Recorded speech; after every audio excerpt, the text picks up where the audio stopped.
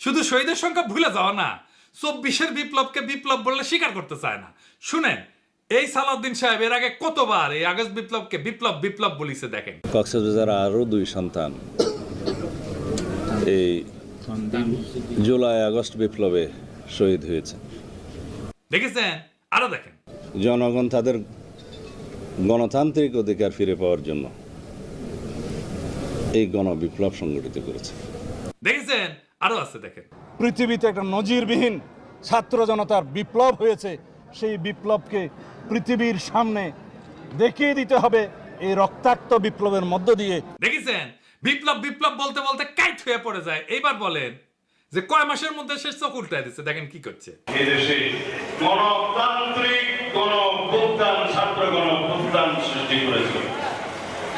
কেউ যদি এটাকে বিপ্লব বলতে চায় তাহলে আমি দুঃখ প্রকাশ করব, এটা কোনো সামাজিক বিপ্লব নয়। তো সালাউদ্দিন সাহেব, আপনার ওটা মুখ না গোয়া? হাসিনার সাথে তফাৎ কি?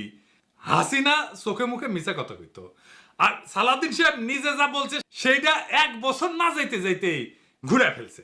ক্ষমতায় গেলে কোনো প্রতিশ্রুতি রাখবে এরা?